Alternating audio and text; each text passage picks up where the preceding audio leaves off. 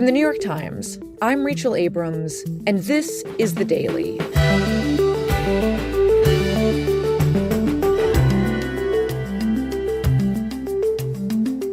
With the school year ending, educators and parents all over the country are taking stock of the earthquake that is AI in the classroom.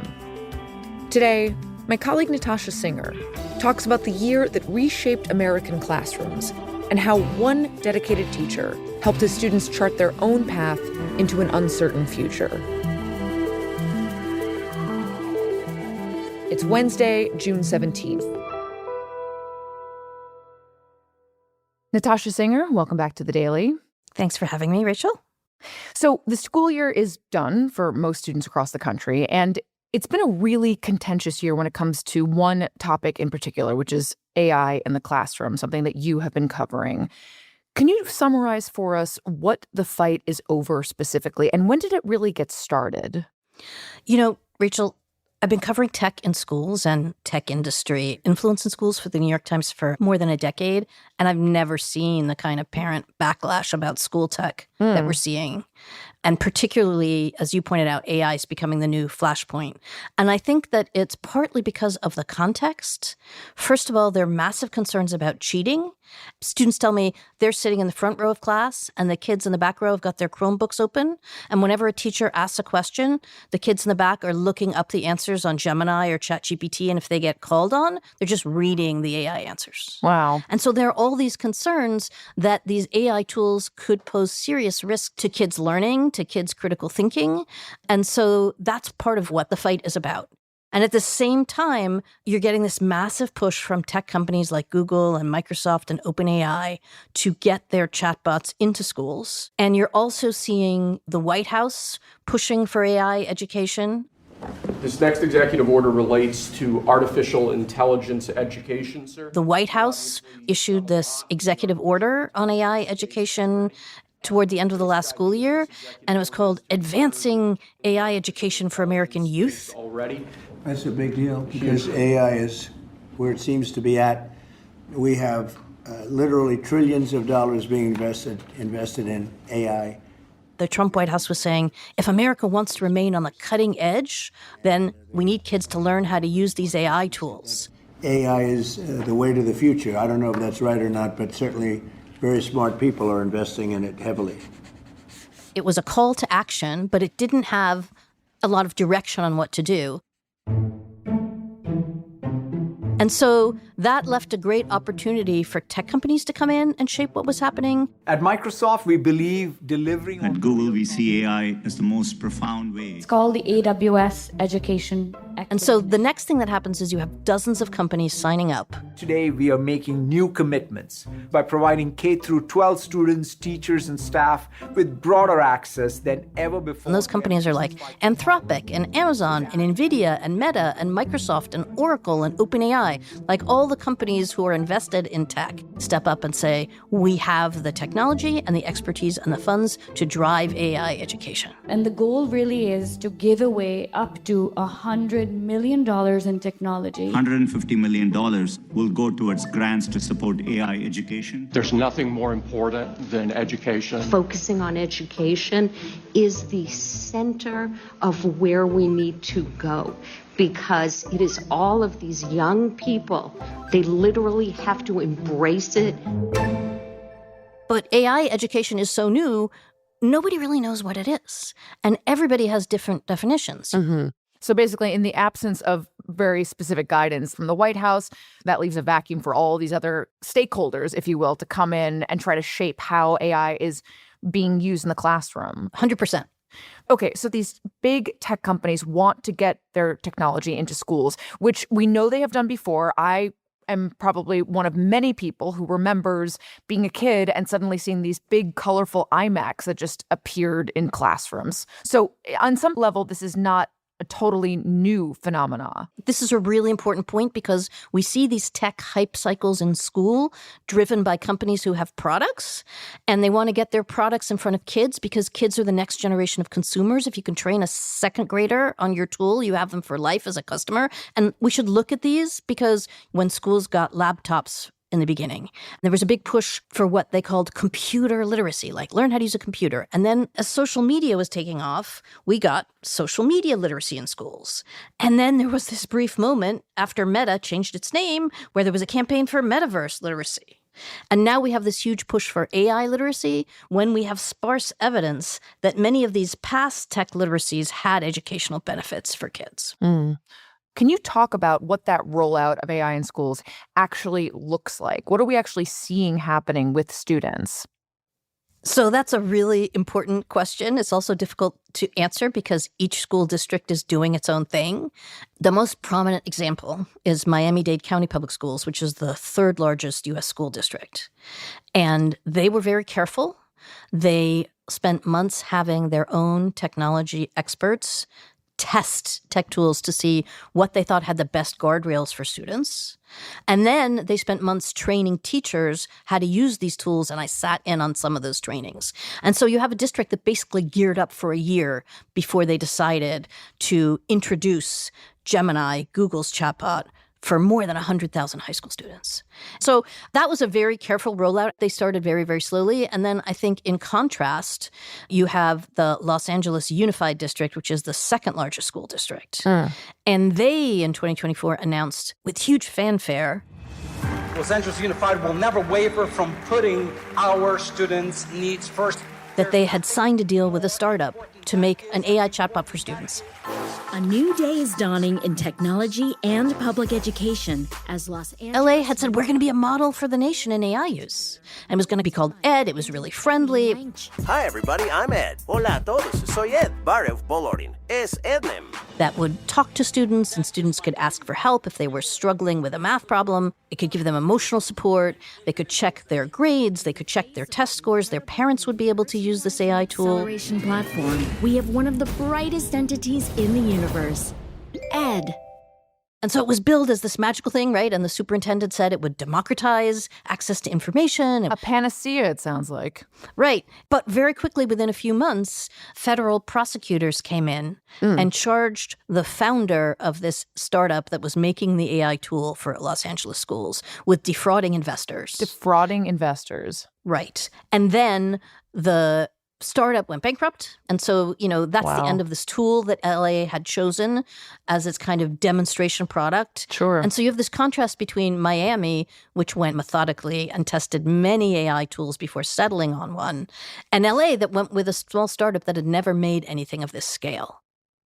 So obviously this rollout of AI in schools has been chaotic. Los Angeles shows the risks of rushing into something quickly.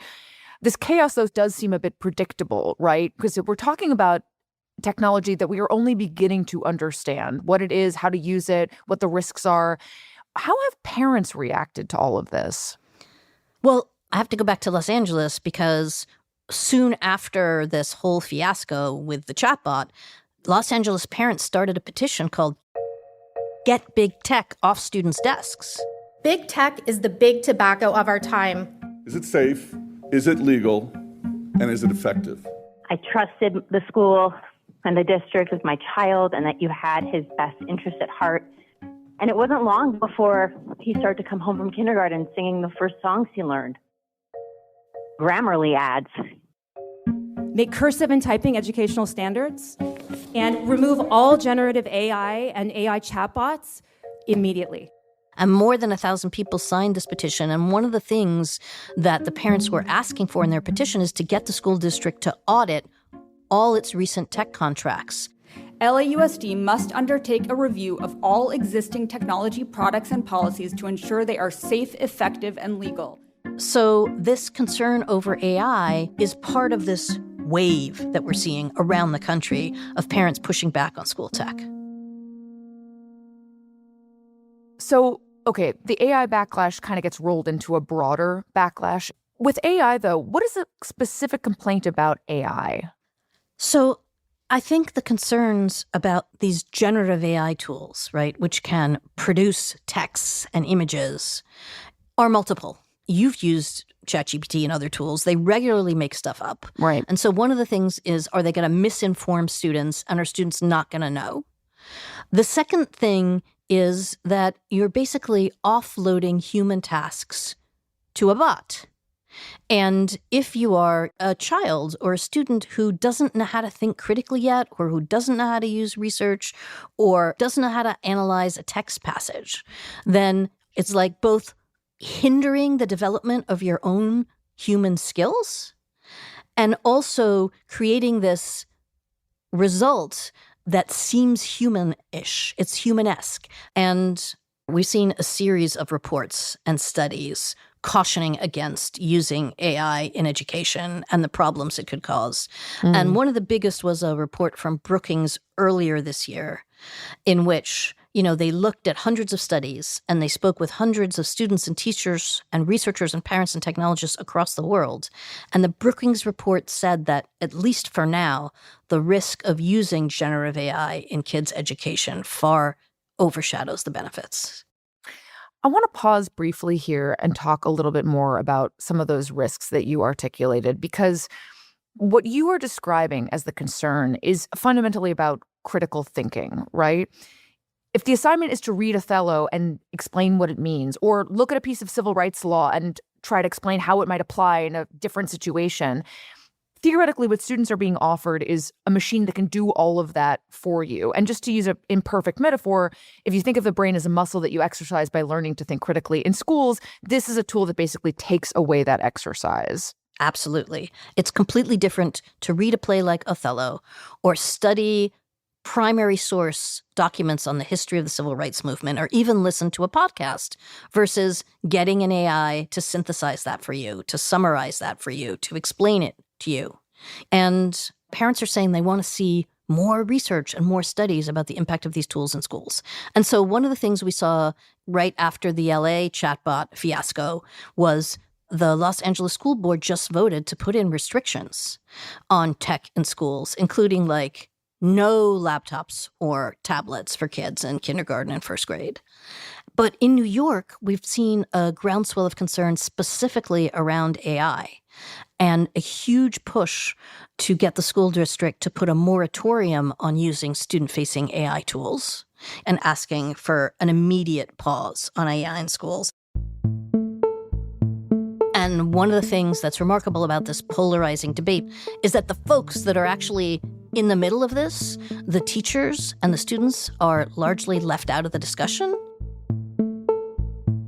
And so this year I spent a lot of time going to schools and asking teachers and students what they think. We'll be right back. Okay, so Natasha, what have you learned from talking to the people that we have not been hearing from in all of this, teachers and students? I spent a lot of time in schools this year, and it's absolutely fascinating. I found that more and more teachers and students aren't buying the popular polarizing narratives that AI is magically going to transform education or AI is going to tragically doom education. You see some students who have deep concerns about AI, and you have teachers who are trying to stake out a middle ground and chart a new path for what AI education could look like for their students. And what does that path mean? What does it look like? Well, a great example is a teacher that I started talking with earlier this year. Okay. Can you just tell me a little bit about your class and the school? You're in Newark. Yeah, I'm in Newark, New Jersey at North Star Academy, which is a charter school. I've been there for a long time, so His name is Scott Kern. He teaches advanced placement U.S. history. It's a passion, for sure. It's hard for me to imagine doing anything else. You can just see he's the kind of dedicated, engaging teacher that you wish you had or that you would want for your kids. Helping them become good writers, good thinkers, good people. And, like many of us, Scott started experimenting with AI chatbots. My kids and I were using it to make silly stories. And then he signed on and did this fellowship program for teachers where he learned to build his own customized AI tools tailored to the history courses that he was teaching. And he's the head of the history department. And I thought, wow, this could be so helpful for me as a curriculum planner. And so he's using it for his own work to develop and update course materials, and he can see that that's really useful. Lesson planning, lesson design. But as he's using these AI bots more and more, I thought, I think there's opportunity here. It occurs to him that the AI might also be able to help engage his students in learning AP US history. To hopefully deepen their thinking and to make for like a richer discussion. But in very limited doses. When teachers know when the moments of academic friction and critical thinking are happening, they can choose that AI will not enter the picture at those moments. And if we do that, then AI, I think, can augment learning in some really powerful ways. And so educators know that the thing that makes students learn is friction, right? The fancy term for it is productive struggle. If something is easy, you might not retain it. But if you think through something yourself and you ask questions and maybe you make mistakes or maybe you correct it or maybe, you have this epiphany about how to synthesize information from different time periods or whatever, it's going to stick in your head. And so Scott decides to develop some AI tools to see if he can help that productive struggle, that friction with students. And one of the things he does, remember he's a AP US history teacher, is he creates a debate bot. And in the middle of class, students stop for 10 minutes and they start talking with the AI tool that Scott made. And it's saying to them, what do you think was the primary cause of the Chicago race riots?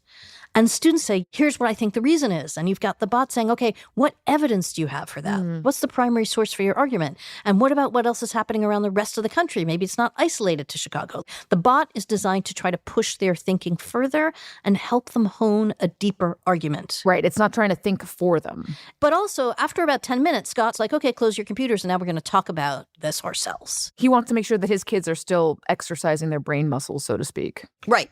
And it's working. Inside the classroom. Outside the classroom, Scott and one of his teacher colleagues, Mike Taubman, are getting worried because they're noticing that a lot of students are turning to AI tools more frequently. And I have been seeing this a lot in my reporting this year. Like, yeah, there are plenty of kids using AI to cheat or to take shortcuts. But I'm also talking to teens around the country who are using chatbots to, like, create fitness routines or look up recipes or envision their prom dresses or make animated selfie videos. No, it's every time you do a Google search, it is integrated into dating apps. It's everywhere. Right. And at the same time, we're seeing kids like adults get into these very risky, intimate relationships with AI chatbots. And sometimes there are really tragic outcomes. I recently spoke with a 12th grader in San Francisco, and he told me, like, he'd accidentally stabbed himself in the middle of the night with a samurai sword. Wow. And instead of waking up his mom in the middle of the night to tell her that he had this deep bleeding gash in his leg, instead he asked a chatbot about what to do about it. He asked the chatbot what to do about a samurai sword injury to his leg. Yes, he did. And eventually he woke up his mom and she took him to the emergency room. But that seems like the right call. Right. But the first line for many teens is, chat, tell me what to do about this, right? Right. And so Scott and his teacher Mike were like just growing concerned about their students. Who knows what's going to be out there in 6 or 7 years? Imagine that they get there and we have done nothing to prepare them to think critically about AI. If we're helping kids figure out the world and their futures, then we have to help them figure this out too. So the teachers decide that generative AI is actually a crucial new subject that teens need to be fluent in. Mm-hmm. And the way they're going to deal with this is they're going to create a new course, and they're going to call it Driver's Education for AI. So our goal in all of this, by the end of the class that we're having, is for you all to think of yourselves as drivers of the technology. So I actually went to the first class of the semester earlier this year in February. 16 students had signed up. It's an elective class, and most of them were seniors preparing to graduate. Okay, so what do they talk about in the first class? You control the wheel, you control where things are going. You are not a passenger who's just sitting there letting AI happen to you. You're in control. They focused on having students think about agency. So to kind of think about this in your own lives, we're going to do what we're calling a 24-hour audit. So you're going to look at this, the teachers asked the kids to think about when were the times that they actively asked a chatbot to do something for them, specific, and the cases in which you're like on Instagram and there's an algorithm and it's just feeding you content and you're like just scrolling through. They're being asked to think critically about whether they're thinking critically. Right, which may seem obvious, But of course, most of us just mindlessly are using these AI tools all day long. Sure. You know, and in addition to this exercise where they thought about whether they were AI passengers or AI drivers, the students had this fascinating conversation about creativity. Pause. So right there, that clip of the building falling was an AI-generated clip. Now, you would think, like, what's the big deal? It was less than a second, but it caused They a big commotion. looked at a scene from a movie where a director had used AI to generate an explosion. And they talked about, like, is that film director still the creative force behind this part of the movie? Or should the AI also get a co-directing credit? And when we talked to students from the class, they weren't naive about the potential impacts of the technology. And you hear their really sophisticated thinking when we ask them about it. Okay, so I'm Anna, by the way. I work on The Daily, which is, like... So our Daily producer, Anna Foley, spoke with a few students. I'll start. My name is Brianna Perez, and I'm currently a senior, and I'm 18. My name is Nicholas Wortham. I'm currently a senior, and I'm 18. My name is Adrian Farrell. I'm a senior, and I'm 18. Okay. And Anna asked them broadly about what they had hoped to get out of the AI literacy class and how they thought about AI now. I decided to sign up for this class because I actually did an internship last year, and I saw how there was a lot of AI co-pilots that helped in like business databases. So I felt like AI isn't going to go nowhere, so it's better for me to learn it now so I will be more like aware, know how to work AI in my future. So I just wanted better understanding of how AI can help me in my thinking. Like going throughout this class, it kind of made me realize that I have to approach AI with a certain purpose in mind instead of just mindlessly asking a general question, because then AI will kind of drive me and I won't drive it. Yeah. What did you think about AI before you started this class? To me, I think the misconception that I had is AI kind of has the answers to everything, because I had some very specific tasks that I was working on. And if I wasn't specific, giving the AI context or like being straightforward with what I needed it for, it wasn't as accurate or efficient as I hoped it was going to be. And it just showed me that I had to put a lot more effort into my own personal thinking and taking the initiative on my own versus solely relying on AI in places that I probably shouldn't have solely been relying on it for. When you look back on this course, do you have favorite lessons? Any memories that, you had a light bulb moment or like were funny or silly? I would say probably the first class. We had an example chart of like, how are you a driver and how are you a passenger? And I was like, I really sat back and realized, I was like, Spotify has an AI like DJ, and I'm always listening to the AI DJ. It plays all of my favorite music. And I was like, that's AI unconsciously driving me, because I'm not picking the music. I'm just listening to whatever it generates. And it was funny because I was just like, I feel like I have a good understanding of AI, but this idea of like being a driver wasn't really something that I ever thought of. Did you change how you listen to music? Like, do you still use AI DJ? Yes. Okay. I try to like be more specific. Like if I don't like the song, I'll skip it now. Before, I just let it used to go on and on and on, but I'm trying to get better. Yeah, you're trying to say like, if it's going to pick music for me, it should be straight hits. Yes. Yeah. I'm kind of curious, like before this class, like I feel like I see a lot of people in my life using AI, including my parents. Have your parents used AI? And like, what is that like? Yes. So recently I went on vacation with my mom, and our whole itinerary when we were in Puerto Rico was completely ChatGPT generated. But my mom was like, this saved her so much time, and most of the places we went to were actually pretty good. But I would say the issue with both of my parents is they cannot tell when something's AI generated. And even it'll say at the bottom, like, may contain AI generated media. And they're just like, well, how can you tell? And I'm just like, yeah, this is going to be a problem, I feel like, in the future. Yeah. Like, it's here to stay, so you might as well start learning it, kind of like what you were saying. You two, anything with your parents? So my dad is mostly a call type of person. Like, he'll call me instead of text me. But recently, he's been texting me and using ChatGPT. How can you tell? I can tell because that is not the way he talks at all. The times he does text me, it's only like one word short answers, and now all of a sudden I'm getting this long paragraph of like advanced words.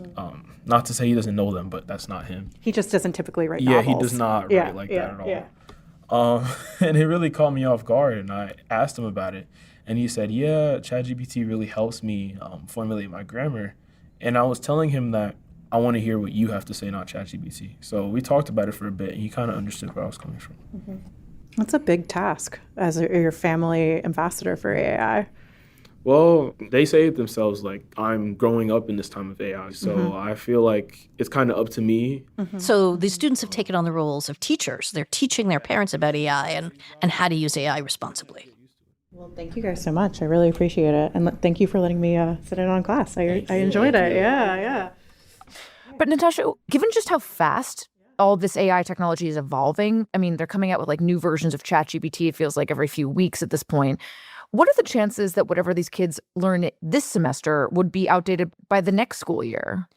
That's a really good question. But I think what's fascinating about these teachers is they're trying to get students to think deeply about its implications for society, not just how to use it. And the questioning skills that they're learning can be applied to any technology, whether it's social media or like upcoming quantum technology. And so I think of this not so much as AI literacy as AI civics. It's a civics class.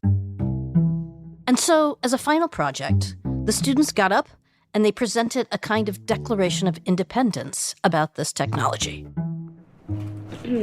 I hold these truths to be self-evident. That artificial intelligence is a tool created to expand human potential. That AI is meant to be a tool to help people instead of replacing human thinking. It is only to foster personal harmony. We seek a personal connection with technology that serves to enhance the human experience without replacing it. That creativity is lost whenever convenience becomes more important than growth, and that true learning still demands struggle, reflection, and creativity. And that AI should be viewed as an extension for humanity, designed to unlock solutions for critical challenges. Whenever AI begins to diminish honesty or human connection, we have the responsibility to limit its use and to question its influence, because educational institutions may authorize the usage of artificial intelligence, provided it remains a tool of support and never a surrogate for the educator. In conclusion, we stand firm against the surrender of our autonomy. We assert our role as the architects of the future. Thank you for a great semester. We had never taught this class before. It never existed before at the school. And thanks to you, I think it's become a part of the future here and elsewhere, maybe. Thank you.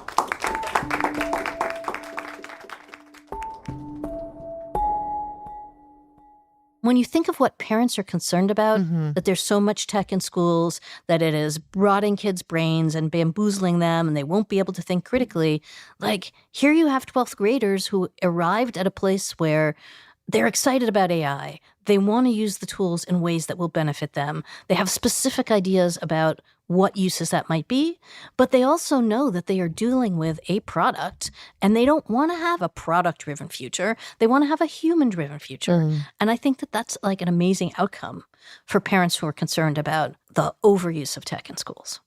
Well, to your point, Natasha, what people are worried about with technology is so existential, right? Like, it's really important how we educate kids. But what is the world that we are educating them for? Because what this one teacher is doing, even if it does work and it gets students to think critically and use these tools better, that feels very out of scale with the advances this technology is making in basically every other sector of our lives. Like, this feels a little bit like a David and Goliath story. So I think you're picking up something that's really important. We all know there's a massive, massive power imbalance between trillion-dollar tech giants pushing schools to train kids on their AI tools and the durable critical thinking skills that teachers like Scott and Mike believe are in the best interests of kids. But I think it's part of a much bigger thing that's happening where we're questioning what we want the world to look like. I'm visiting schools all the time, and I think this grassroots teacher movement for AI civics is much bigger than the one classroom and the one school we visited. The fact that teachers around the country want to help students learn to ask deep questions about whether they want a technology-driven future, how they want AI tools to fit into their lives, or maybe they don't want to use AI at all, is a reflection of this broader questioning of the role of big tech power in society. Students are not buying the idea that an AI-driven future is inevitable. Natasha Singer, thank you so much. Rachel, thank you for having me. We'll be right back.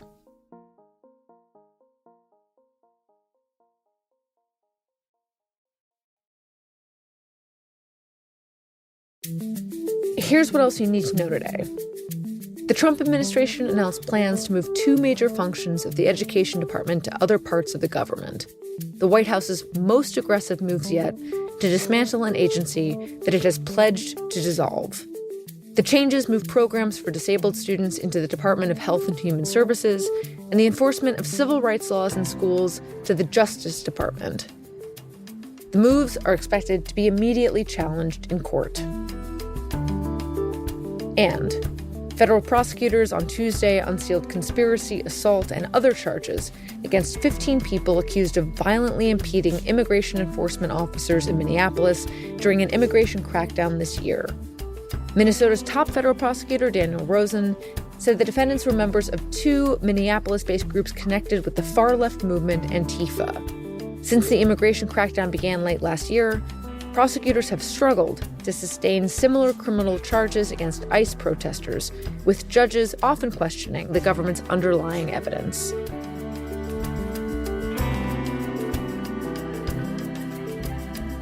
Today's episode was produced by Diana Wynn, Lexi Dio, Adrian Hurst, and Anna Foley. It was edited by Michael Benoit with help from Liz O'Balin, and contains music by Marian Lozano, Dan Powell, and Chelsea Daniel. Our theme music is by Wonderly. Special thanks to Juan Arredondo.